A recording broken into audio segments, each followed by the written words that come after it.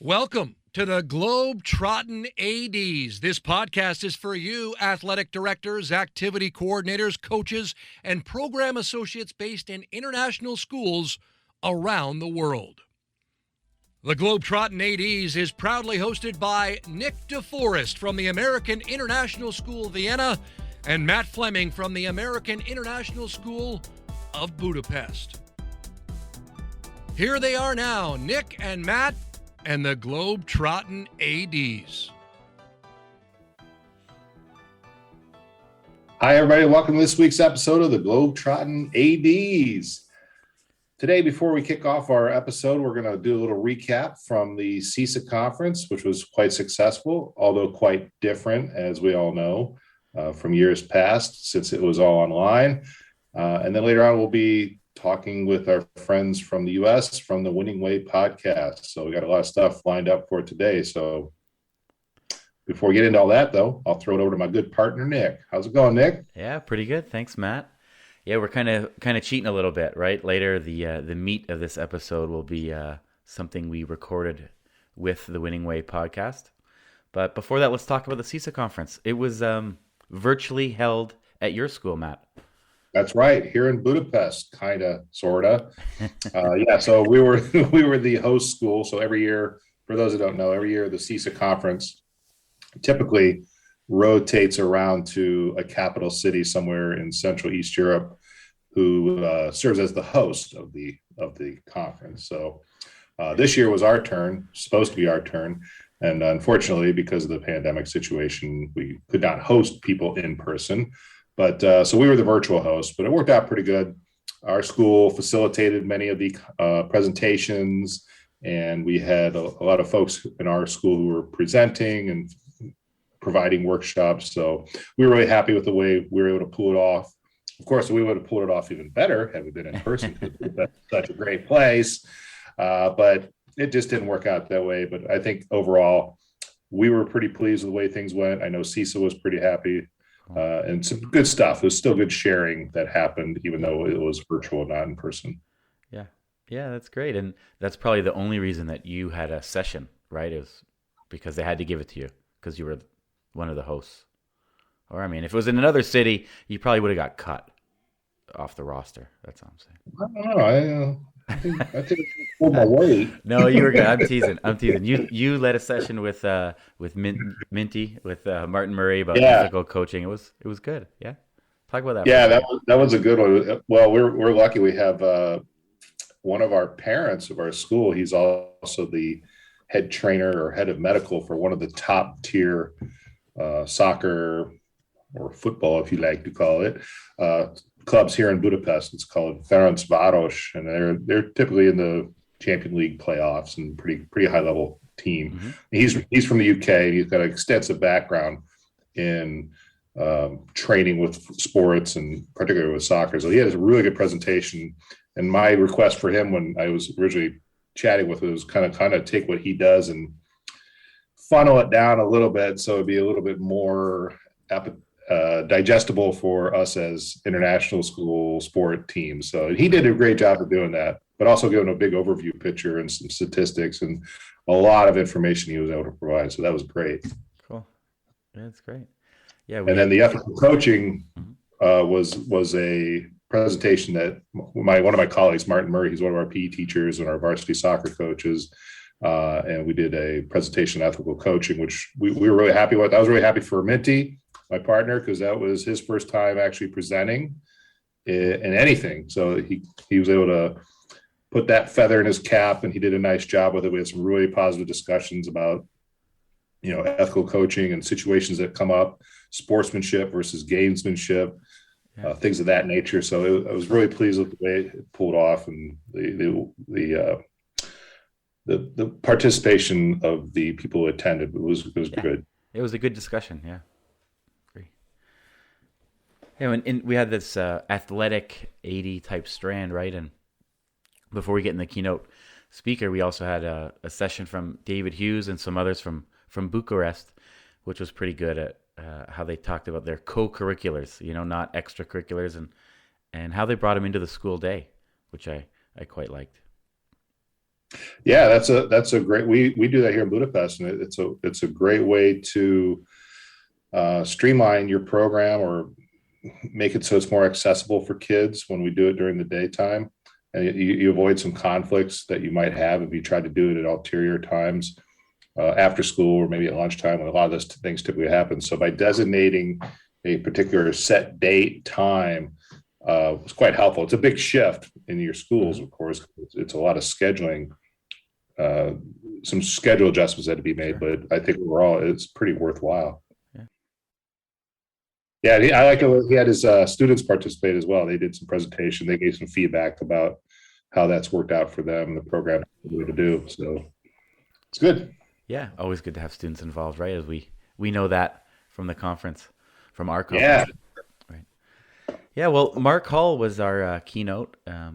He would have flown to Helsinki a year ago and didn't, but we had him virtually this time, and he led 4 sessions, which it's just really great to listen to Mark and anyone from the 3D Institute. They just such great content, such great speakers, really really enjoyable. Yeah, and again, what's nice about Mark's presentations, his topics, he's from the U.S. He doesn't have really the international background we do, but the content is universal. So he does give some examples of how things are going in the States. Right.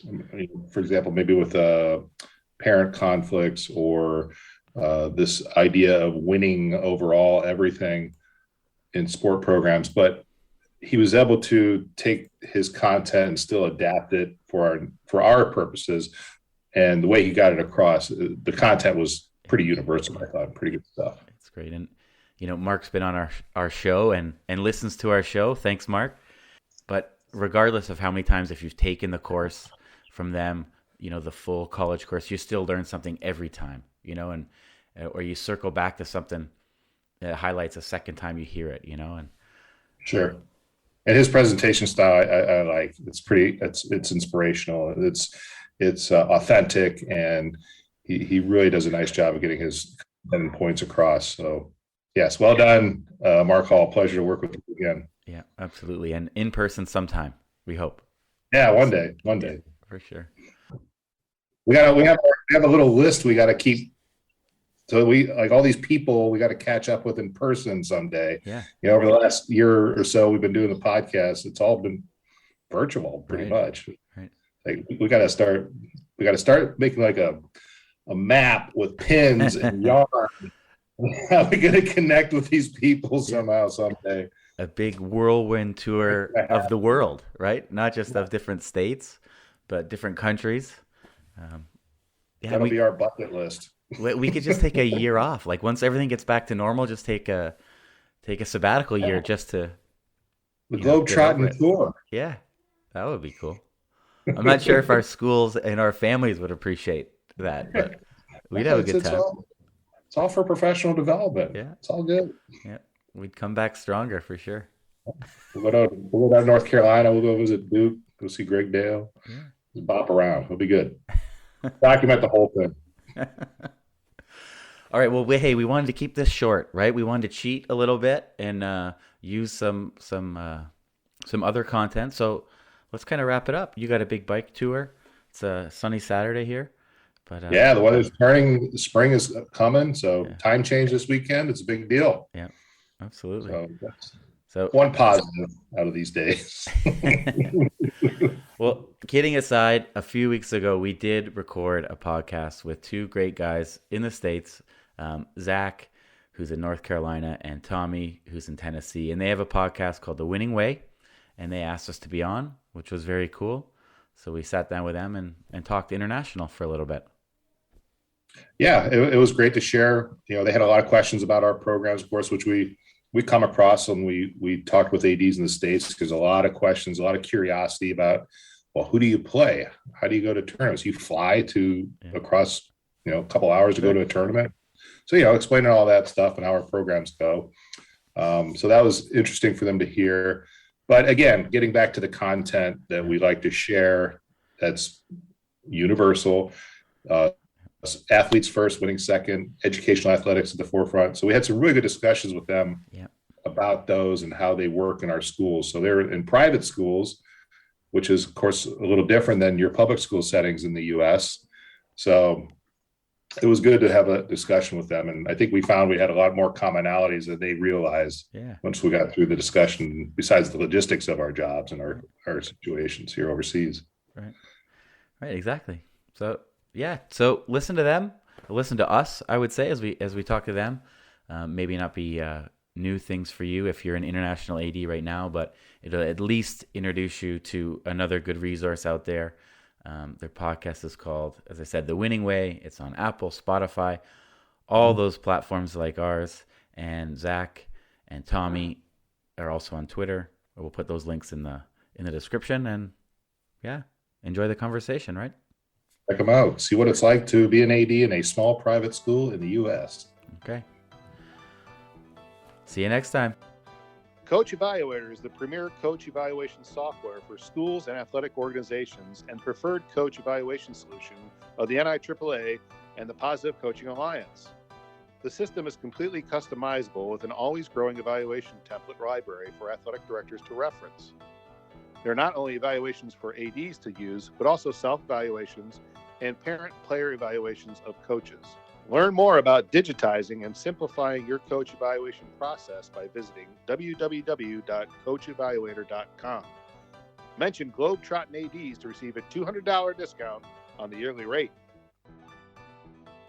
Kukri are a global multi-sport clothing brand specializing in providing the world's most prestigious schools with bespoke made and designed team uniforms for students of all standards and abilities. If you are frustrated by inconsistent colors, branding, costs, and sizing across your school's uniforms, then it's time to discuss an offering where every sport is available from softball to soccer for male and female athletes at rates to suit your budget. To find out how Kukri could elevate the apparel of your student athletes to a professional level, email the team at contact@kukrisports.com. A dedicated sales manager will offer you a quote today. Mention this ad and receive a special offer on your coach or PE staff order. All right. Welcome back to the Winning Way podcast. This is Zach Shank. I'm here with my co-host, Tommy Brown. Zach, did we hit record last week? I know we had we were sending out the first episode. Where are we at on that? We good? Yeah, I was hoping we had moved past all this, but apparently not. Tommy is still a little bit bitter. We are on season 2. Yes. We met last week with David Schneider and Schneider Speaks, and yes, that is uploaded. That is up there in the podcast realm and world. I did not lose that recording like I did the very first kickoff episode of season 2. So please don't judge me too much here. But we're back on. We're getting them out there. And I see we're recording this, so we're good. Yes. Yeah. Meeting is recorded if you look there in the top left. But anyway, yes, it's there. I will not be able to live that one down because Tommy gave me 45 minutes of his day that he cannot get back. So I do understand. So, oh well. Tommy, we got some guests on with us today, and I'm excited. Yes. I'm excited. We have the Globetrottin ADs from the Globetrottin ADs podcast. We've got Nick and we have Matt. Nick and Matt, how are we doing today? Hey Zach. Hey Tom. Great.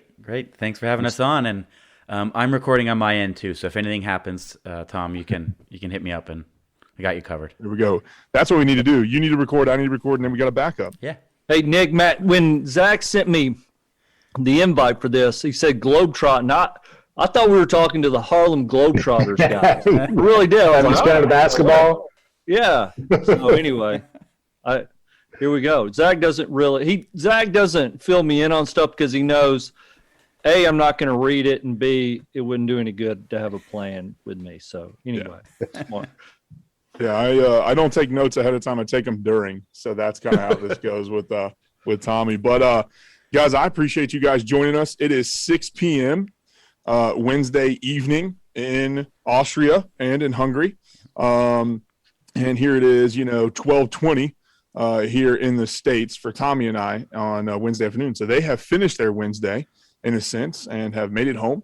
I'm hoping to do that here in a couple hours. But so there's a little bit of time difference, and I appreciate you guys adjusting and getting on here with us and going from there. But let's start with Nick. Tell us where you're at, how you got there, why you went there, and how it's going since you've been there. Yeah, sure. Happy to. I am in Vienna, Austria, and I've been here for 21 years.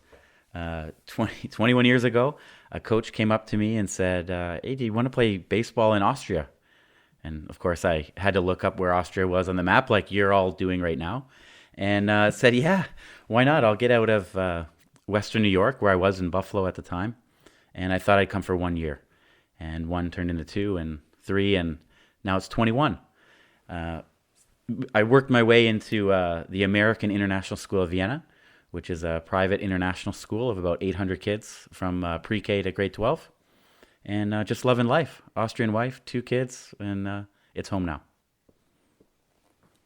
Awesome. Well, hey, you mentioned something in an email last week because we were trying to get on, I think, a week earlier, and you mentioned a ski break. Explain that to us here, what a ski break is for you guys. Yeah, I think in most of Central Europe, a week in February, all the schools have a ski break. And really, the schools go skiing, and the kids go skiing with the schools. It's like the provinces are staggered when they have that ski break, so they all don't hit the slopes at the same time. And that was ours last week. But unfortunately, with Corona, the ski lifts, at least in Austria, are all closed down. So we was just hanging out at home. But Yeah. Gotcha. Big bummer. Yeah. Well, Matt, what about you? That you're there in Budapest, Hungary? Yeah, so I'm originally from Akron, Ohio, in the U.S., and I started my teaching career there. I worked in the public school system there for 5 years. I also worked in some private schools as well. So my background is going to a private school, so I'm familiar with the environments you guys are working in those areas. But about 2001, I was curious about what it was like to teach overseas. I'd worked with a colleague who had done it, and he kind of gave me some information. I thought, that could be kind of interesting. So my wife and I had just been married for a few months, and I managed to talk her into going to a recruiting fair out in Iowa, hosted by the University of Northern Iowa. So we drove out there on a weekend in the dead of winter in February, and we went and got jobs at the International School of Latvia. So we had no idea where Latvia was, or Riga, for the capital city. We really actually we got an offer, and we had to go look at the map. They had a big map in this hallway. We had to go check it out and see where we were going. All right, let's just go do it. And so we drove back home and finished out the school year, and we moved to Riga, Latvia in 2001. And we stayed there for 7 years. And then in 2008, we moved here to Budapest, Hungary, and have been here since. So I've been loving it. As Nick, the international school life has been very good for us. We have 2 children. My son is a 12th grader. He's getting ready to graduate. And my daughter is in the 9th grade. She's just starting her high school career. So they've been overseas the whole time. They were born overseas. And it's been, like I said, it's been a lot of fun. And I would not look back and change anything. It's been real So good. I guess they have dual citizenship, right?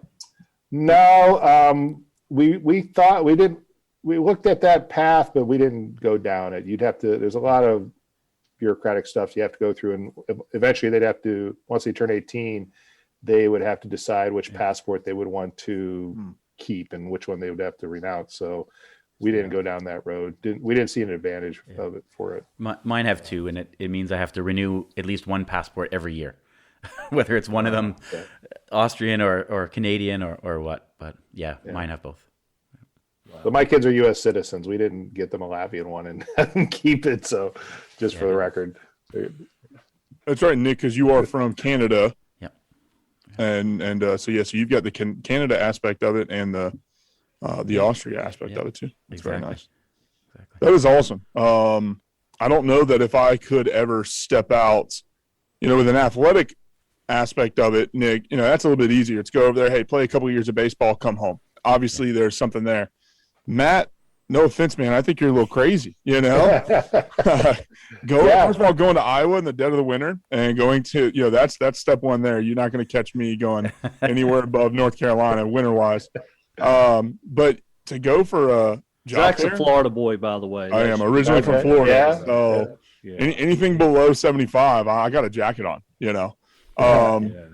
But But just to go out and kind of step out like that and just pack up and go, man, that's crazy. And yeah, it was a leap of faith. Like, we thought about it. We didn't just jump. I mean, we did kind of seem like we would jump and went and did it, but we just had that adventuresome spirit. And a lot of folks you meet in the overseas world who are teaching overseas they're pretty free spirited people, pretty liberal folks, and they're outgoing and have that kind of wanderlust to go out and see the world and what's there to do. But then once you get into the system teaching overseas, you find out it's quite a good opportunity as an educator to make a career, and the benefits are pretty nice, and you get to see the world. The tough part is being away from your family, of course. My wife and I are both from the same hometown in Akron, so both of our families are based there, which makes it nice when we go back to visit because everybody's within a 20 minutes drive. But over time, we've gotten used to being abroad, and it's been quite unique for us. So absolutely. So how do athletics work over there? I think I'm going to get some information from you guys and move in the next couple weeks and get started coaching. And I don't think Mrs. overseas. Brown is going to go for that. Well, she doesn't listen to this anyway, as we know. That's true. Neither of our wives support us and listen to our podcast. And so I saw a job ad for a basketball job in France a couple days ago, and I'm like, man, that's me. I'm doing that. Professional basketball in France. I'm going. I'm doing it. Just dust up your French. No, it's what, cool. what language do you guys speak over there? I guess you guys. It's all different, right? So, I speak German now. I've been here so long, so we speak German here and Hungarian, and where Matt's from. I don't know. He's got a little bit of Hungarian in him, Matt, but not much. Kichi yo. A little bit. Nemyo. So is it the same? I mean, can you guys understand each other in Hungarian and German, or no? It's really different. Completely really different. Yeah. But the sports, like you mentioned, Tom, that our schools are like pocket, American high schools, in a foreign country. So there's so many similarities to how our systems work, and how our coaches coach, and what the values we want to instill. So it's not too different, but it is remarkably different to the local schools. So any local person in any one of our countries, they don't play in schools; they play clubs, right? Exactly. Yeah, exactly. They come on a tour of one of our schools, and not just our two, but any of the international schools, and they're usually just blown away. Because a school with a big gym and a big soccer field is just not normal. Yeah. So who do you guys play then? The clubs? No, well, for fun, but it's hard because they train all year round, but like exhibition games. But all of the schools have a year-end tournament, and that's scattered out through a conference. So we could fly 5 hours north or 5 hours south to a tournament, and anywhere in between. Wow. Yeah. Yeah, That's I spoke really cool, with somebody in Italy several years ago, and they had started American football in maybe south area of Italy, and most of their games they were jumping on a plane and flying to play their games. And I was shocked that we had even had, that they're talking about American football over there, and I don't know if your schools have that or not.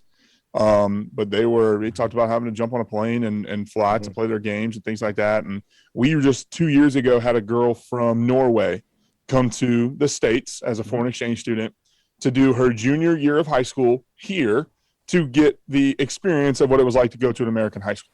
Cool. And that was it. After her junior year was up, she left. She went back to Norway, did her senior year in Norway. And I guess there's something there in Norway that if you do your senior year there in Norway, you get a certain amount of credit or scholarship to do a Norway university as well. Norwegian university. So do you guys like the club approach, or do you like the interscholastic approach? That's a Zach. I know you've got 75 questions, but I told you guys that's on the list, Tommy. So you're good. You're good. All right, good. Scholastic or club approach? Well, please, like everybody you're talking to is obviously going to say scholastic. I think there's a lot to this whole club approach, personally. It's a pretty broad spectrum because we have in our school, like in our high school, we have 330 kids. And just also a little background, our makeup of our school, and Nick's is probably similar. We have anywhere from 50 to 60 different nationalities of kids within our school coming from all over the world. So their parents are working here, or they're working at an embassy, or working for a company here. So what's the common language? Hungarian, I guess? Everything in our school is taught in English.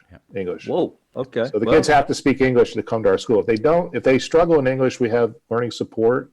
There's English as another language classes that the kids will go to instead of a foreign language. And they usually, if they don't have a lot of English skills, they pick up very fast because they want to know what's going on. They don't want to get left behind, and they want to keep up academically. So the kids eventually will learn English pretty quick. But generally, our kids in our schools have excellent English skills, no matter what country they're coming from or their linguistic background. So that makes, because everything is taught in English, all the core subjects, your English, science, math, social studies, so on, and the specials. Yeah. That'll help when you guys bring me over for warrior culture clinics that people understand English. Yeah. So how do you like that? Yeah, so to get back to that, sorry, you want me to answer it, Nick? Let me take it? Yeah.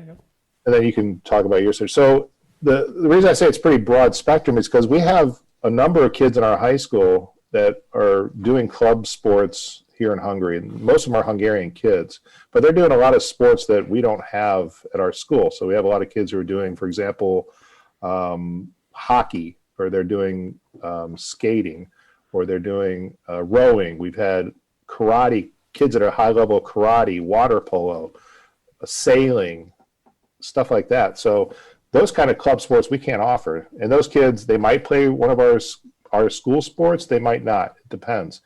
We also have kids who do play the same sport that our school offers, like soccer is the most common one, and basketball. And sometimes we can make an arrangement where they can do both. They can play for their club team and our school team. Because our school team is only in a particular part of the year in our season. For example, soccer, that only happens in the fall. So they might make an arrangement with their club where they can still play for the school team, train a day or two for the school team, still honor their commitment to their club, and then play for us in our school tournaments. Yeah. Because once that season ends, then they can play for the club full on after that. Yeah, so it's a mix. We try to work around each other if we can. Yeah, briefly. I'll tell you, I hate club sports. Yeah, it's a different dynamic in the States. It's way different. Yeah. You're competing with them. Yeah. And it's very frustrating. We have athletes who have played, let's just say basketball. They played basketball every single year, but then all of a sudden they want to play club volleyball. They want to play club soccer. Well, now they're playing during basketball season, so they're stepping away from the high school to go play club, and it destroys our athletic department, especially when we have a smaller based athletic department and school in general. Yeah. But it is different over there, and that's talking about that student that we had from Norway. She played handball, and she said, "I've never played for a high school team. It's always just been club ball." Yeah. Yep. And when you go to school, and that's it. You go and learn, and you don't play sports. So, Nick, if you had to pick one, would you pick Scholastic or club? Well, I definitely pick Scholastic, but from where I'm from in Canada, they mix well. They don't seem to steal from each other. And the clubs, when the season is when the sport is out of season, it's out of season, and then they let you go and are happy to go play another sport, which is like Scholastic, multi athlete. What part of Canada are you from again? Just across the border, Niagara Falls. So near Windsor? Is that near Windsor? Yeah, a little bit over, just south of Toronto. So I'm a Bills fan, just close to Buffalo.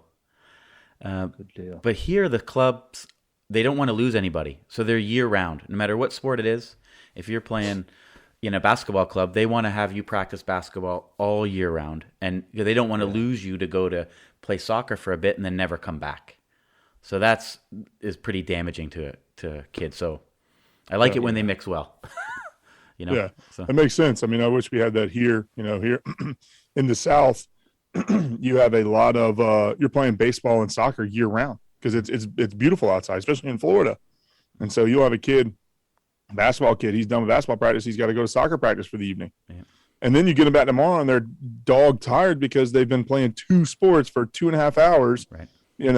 Each practice 2.5 hours, and they're just wearing themselves down. So, I mean, interscholastic obviously is a much better choice, especially here in the States. But I get the challenges between both, and especially for you guys. So, do you guys have full-time coaches there at your schools, or or coaches teach too, or how does that similar to the States? You get paid, but not a lot. So it's just like a little bit of a stipend and add-on. You definitely don't get paid for the amount of hours you work. It doesn't equal it. So most of sounds like it. Same thing here. Yeah. Right, yeah. So most of the coaches are teachers. We hope that our teachers all coach. We have a few outside coaches, but the goal is to have a teacher. And physical education is the real deal in Europe. It's not a roll out the balls thing. Am I right on that? Correct? Yeah. Yeah, I would say especially in our schools, our international schools, or the independent schools or whatever, it's pretty high standard for what the school expects for the teachers to teach and perform and stick to the curriculum, as well as from the parents, because our tuitions are pretty high end. So, there's a high level of expectation for what happens in all realms of the school. Now, Tommy's talking about, in a sense, job titles here. Both of you guys are the athletic directors. What else? And for us here in the States, it's often you're the athletic director, you're the bleacher cleaner, you're you break down the gym after you're done. You wear a lot of hats. Yeah. What about for you guys? Obviously, athletic directors. What else is involved in your job title? Yeah, for me, it kind of changes every year. By contract, I think I'm 80% athletic director, 20% a teaching load. So I've always taught a PE class. In addition, at least one, which I still enjoy if it works out. And I've taught all the different levels from elementary up through high school. In terms of the support bit, we're pretty lucky. We have a expansive maintenance crew here, our Hungarian workers, and they're very helpful with and do a great job of setting up our fields and our gymnasiums for the competitions. So that part is covered for me, which is I'm pretty lucky about. And I think, I've also been an activity coordinator, and I've helped out with the drama club and helped out with other areas of the school. So, like a lot of folks in our positions, we do a little bit of everything. And it depends on the school size, right? If there's international schools out there that have 200 kids, where they're really the AD is teaching full time, and then just doing it as an add-on to a couple thousand kids where you have a huge department with you. In my school, it's a bit unique. We have 5 people in our office, and we're called the events office, and we really organize or help to organize everything outside of the curriculum. So it's a really cool place to be. We have parents and kids and teachers and every different kind of community member come in every day, and it shakes things up. But I love moving bleachers and setting up chairs as well. It gives you a bit of a break to the computer time. So it really. How many Americans do you guys have on staff within your athletic department and teachers? We're about 60. Yeah, I guess we're about 60. 60% or 60? 60%. Sorry, 60%. Okay. Yeah. And that changes. I thought that was Yeah. So is that when we hear of American-based teachers saying they're going to teach abroad or teach English somewhere else? That's kind of the concept of what they're doing. Yeah. Okay. Yeah, absolutely. Yeah, my wife is an elementary teacher, and her co-teacher spent a lot of time in, I want to say, Russia, the Moscow area over there, and did a lot of teaching over there. Yeah. And I'm not sure to what extent or anything like that, but I was like, wow, Russia? Okay. Yeah. Good for you. You won't catch me there, but all right. It's an interesting place. It's worth a visit. Yeah, absolutely. Now, how long do most of your teachers stay? Are they short term, or are they? Good question, because it varies. Like actually myself, I've been at my current school this is my 13th year, and of course I'll be there at least a few more years. So we're kind of the rarities that it's a long time to be in an international school, over 10 years. So typically it depends on the quality of the school and the location, because typically your first overseas contract is going to be a 2-year deal to start. And then after that, sometimes a lot of people will stick on for the 3rd year, maybe a 4th. And then I think the average is anywhere about 4 years, maybe. Yeah. And then people will bounce to go to another school, another part of the world. They'll go recruiting again. Yeah, it is rare to have people retire at a school. Be at a school for a long time. Depends on the city. When. Yeah. Gotcha. So let's say you guys make me this huge offer because you realize I won all these college basketball games. So I say, all right, hey, honey, we're going over for 2-year contract. Yeah. Do we find our own housing? We rent a place. We rent a car. Yeah. How does all that work? If you would come to Europe, you would get assistance from the school, but you'd be paying for your apartment or whatever, but they'd guide you through everything.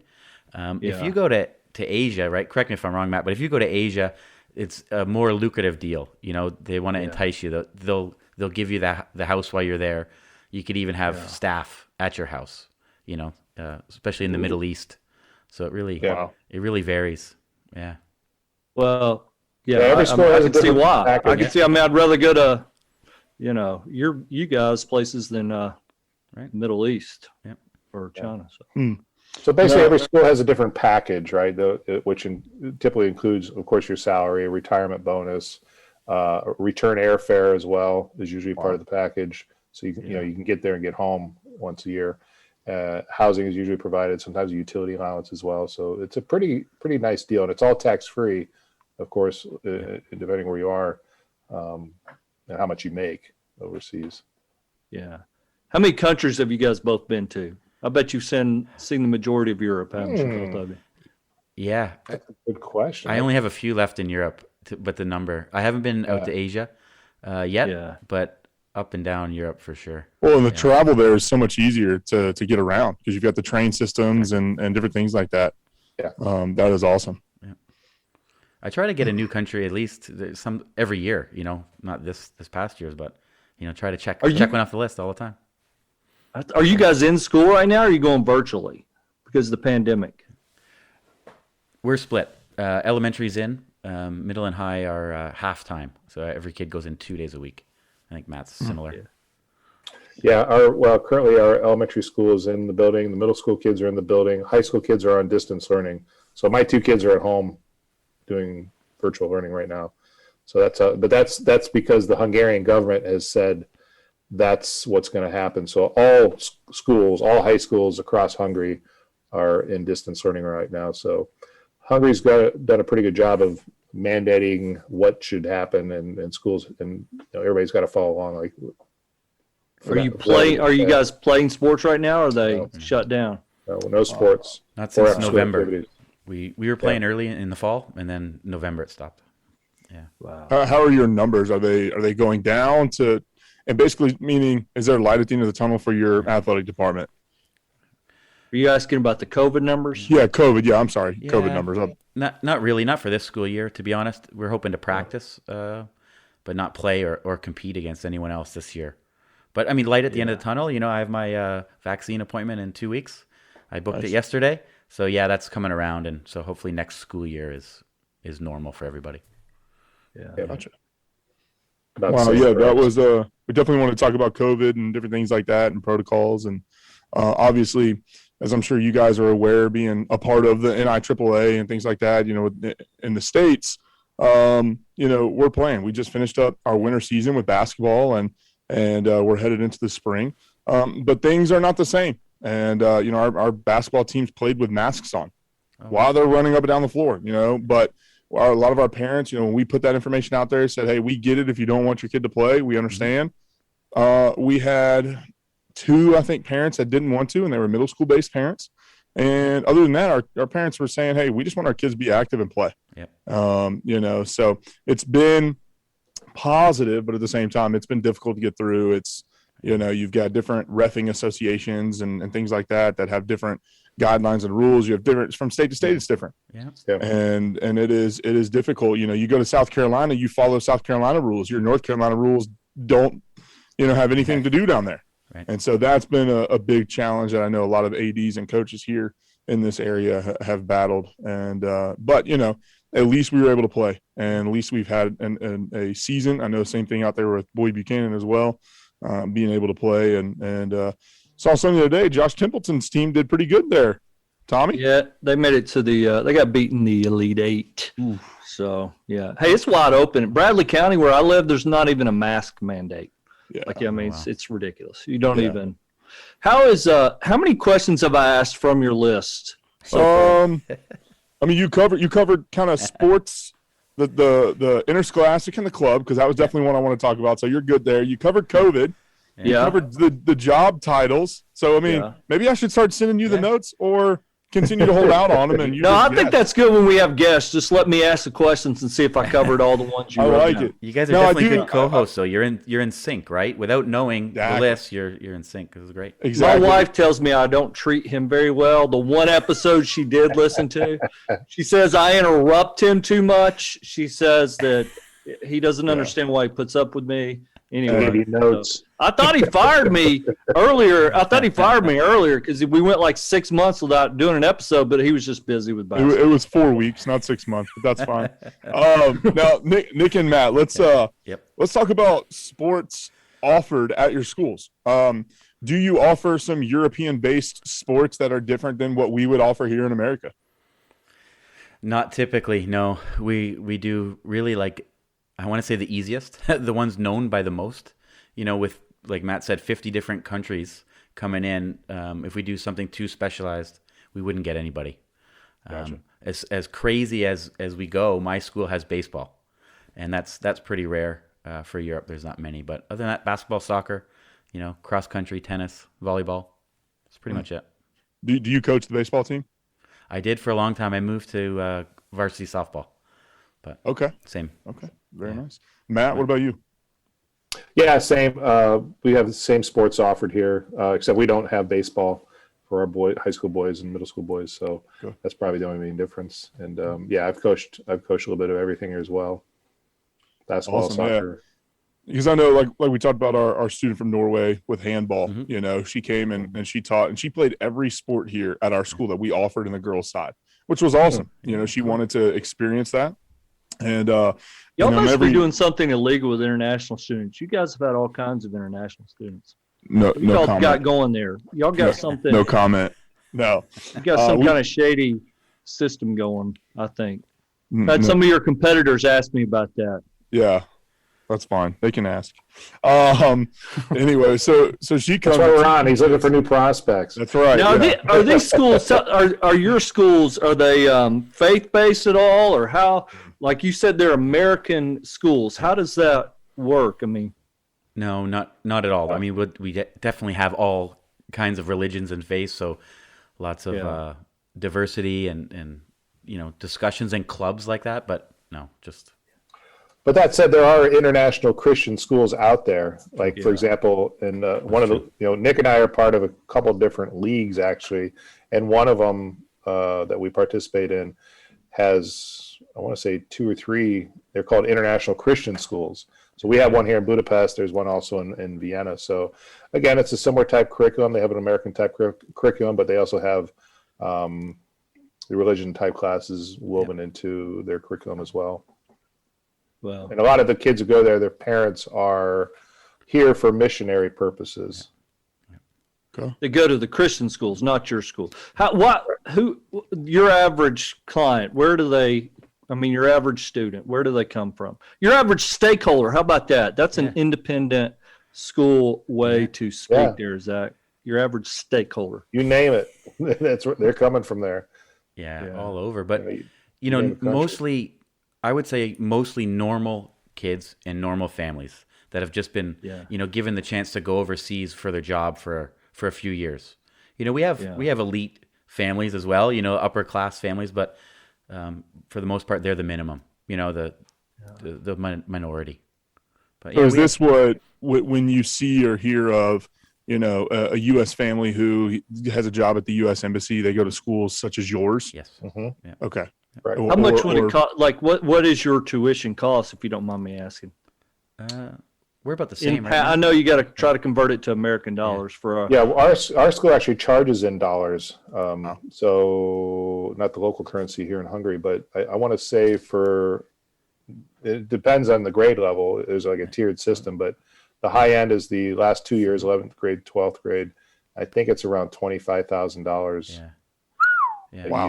And that's like city based though, so Matt's it's a bit cheaper in Budapest to Vienna, where maybe a bit more. But if you go to a school just like ours in Paris, you might be paying $50,000, because that's what it costs to run programs and pay people and things there. So it really varies from city to city, but ours is the same as Matt's, about 20. Yeah, we're between 7,000 and 8,000.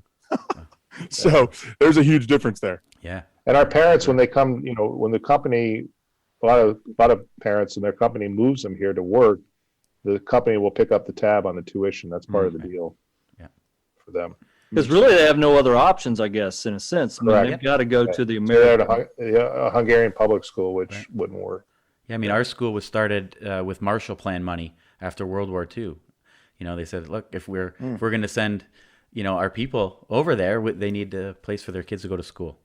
So that happened a lot around Europe that way. Now, one thing that we like to do is obviously when we have guests on, we want to hear about you guys and hear about your experience and things like that.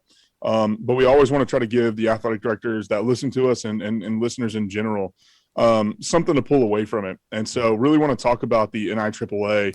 And I know you guys are very connected with them. You guys are teaching courses with them and working hand in hand with them. And so I really want to know a few things. How important is it to be a part of it, be connected to it? And what are some of the perks to be a part of the NIAAA? Yeah, sure. I'll start. So maybe back up a little bit about the history, because like I said, we first got as an organization, our local schools association, and here in Europe it's called CEESA, which is Central Eastern European Schools Association. So it's like a network of international schools like Nick and I's, but all throughout East Europe, Warsaw, Prague, up to Moscow, down to Bucharest, and so on. So there, as a group of ADs, we get together a couple times a year for our meetings, and the idea of professional development had come up about 10 years ago or so. Like, hey, we get together in our meetings, we do our stuff, we make our schedules, we work on our issues. What about adding another day so we can start doing some professional development for ourselves? And we didn't really know what was out there. Well, we had one guy who was the AD in Prague, the school in Prague, and he had been in the U.S. working at a school in Utah, and he had familiarity with the NIAAA. He's like, hey, let's check out the NIAAA. I've taken a course with them. Let's maybe we can bring them over to our conference and they can teach the introductory courses. So that's kind of how it started. And from there was like a cohort of us ADs, probably about a half dozen, including Nick and a couple other folks. And we got into the NIAAA, started taking the courses, started working our way up the certification levels, going to the national conference. And the more we got into it, we really liked the courses, but we found out a lot of the times the courses were too geared towards the U.S. ADs, such as yourselves, which was great. It was good content, but we thought, well, let's see if we could take these courses and adapt them for international school athletic director purposes. So that's how we really got in closer with the NIAAA office, and they were very helpful in supporting this plan and giving us the go-ahead to develop these courses. So that's kind of how that started. So it's been a great experience. It's been a great relationship. They're very supportive in what we've been trying to do in promoting professional development for international school athletic directors. And I would definitely recommend, if there's any ADs out there, especially the younger folks who are coming up and just getting into the job and maybe kind of a lot of questions and not sure about the ropes, it's a great opportunity because they can help you understand better ways to do your job better and have more of an impact. And the networking is fantastic. They'll support you in just about every way you can think of. Yeah. Not as long of an answer for me, I promise. But the NIAAA for me it's an organization based on servant leadership, and they really have that mindset. And that's what I really love and have taken from that. They're there to help you. It's a community. You can lean on each other. Yeah, we come from different size schools, different states, countries. We have our differences, of course, but there's so many similarities. And just to improve professionally, whether it's just some small tips or tricks or anything, there's so many great people in that community that it's absolutely worthwhile. Yeah. Awesome. Yeah, I know it's big here. Our state association pushes for it, and we get a lot of information from the NIAAA and things like that. And obviously, talking with Mark over at the off-duty ADs, and he showed a lot of importance too. I believe he teaches a course or two, if I'm not mistaken. I might be wrong. I thought he had some stuff that he did a little bit higher up, connecting with the NIAAA. Yeah, but absolutely, it's a big thing. Obviously, I know they did a virtual conference this year, and hopefully they'll get back to in person. But obviously, I always want our listeners to have a chance to connect and hear some things that they could use as resources to help them out. Absolutely. I should think a warrior culture, some warrior culture sessions would work with this organization, Zach. Don't you think? It'd be a good fit? Absolutely. Tommy is Tommy is warrior culture. That's why he keeps talking about that, dropping some hints there. But he's got a Tommy Brown's got a program, Warrior Culture, One Heartbeat Athletics, that he goes around and travels around and does clinics in person or virtual clinics. I've done a ton of virtual international basketball clinics. Yeah. A ton of them. And I've got several promises from guys that they're going to bring me over after the pandemic lifts. Italy, Australia, Cool. Germany. Yeah. You've done a really good job at it. Our athletic department, I think you've done 3 or 4 of them with ours. Sports specific, and then also just athletic department as a whole, and have done really well. Our kids still walk around the halls and talk about the positive touch, nice. Between teammates and between players and stuff like that. So it's cool to see that. It's all mental toughness based. Really, it's what mental toughness and confidence. That's the why behind it all. Great, absolutely, great time for that cool. right now. Yeah, definitely need some of that. The mental toughness aspect of it during COVID. Nick, Matt, the reason why I said that is usually Zach gives me time to promote that, but this season 2, he has not done that. So I had to work it in organically, So is that what you call that there? Smooth. That's pretty good. Smooth, That's right? Good. Yeah. Real smooth. Well, Nick and Matt, I appreciate you guys taking time out of your day or evening to connect with us. If you will, tell our listeners how to get a hold of you guys, where to find your podcast, because, again, the Globetrottin ADs, you guys have your podcast. Where can you find the podcast? How can they connect with you on social media or just get in contact with you in general? Go ahead, Nick. Oh, me. All right. Of course, yes. I was too long on the last one. Globetrottin ADs.com is the website, and there's a link to our podcast. We're on all the platforms like you guys, so that would be great. We're branching out, and we've done some conferences, some great student conference just a few weeks ago, and we're starting actually a Globetrottin Athlete Network that'll launch in about a month, I guess. So that'll be great to link the students around the world in our types of schools, because they're different to all the students around them. So we're really trying to focus on the students. So that's coming from us, and I'm on Twitter as Matt is. I'm Nick_AIS Vienna, and I'd love to connect with people all over the world. Absolutely. And sorry, Matt, I'll give you a chance here in just a second, but I think it was Nick. I think I reached out to you, and you shot me an email back immediately. So the communication level is there, and one of the things that I always like to stress to athletic directors, especially young athletic directors, is that networking is key. And a lot of times it's just a matter of just reaching out and connecting.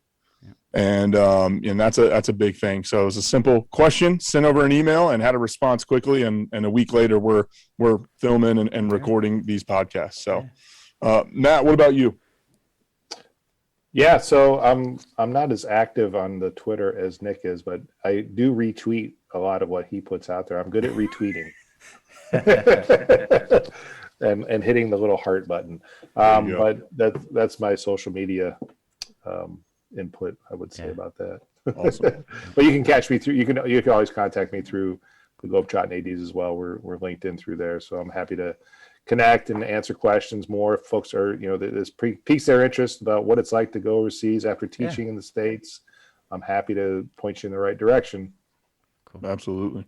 Zach, I'm not real comfortable giving you compliments, but the last 2 shows you've had great guests. Really, these guys, and then last week, I mean. I can't say good job. It won't come out of my trying. Yeah, season 2, I told you, was going to be different. We're going to have got some good guests.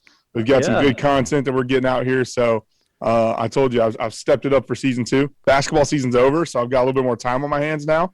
So we're going to roll right into the summer season and with season 2 here and keep it going. So Nick, Matt, I appreciate you guys joining me. Globetrottin ADs. I know that you guys are going to post this in your Globetrottin world as well. So thank you to you guys and your listeners. But again, this is the Winning Way podcast. We're here to help athletic directors, coaches, and maybe even athletes out there. But check us out on Apple, check us out on Spotify, and we're on all the social media platforms at the Winning Way podcast. For now, this is Zach, Shank, Tommy Brown. I appreciate it, man. Thanks, guys. Enjoy. Thank you. Looking forward to connecting one day. Until next week, this has been another episode of the Globetrottin ADs.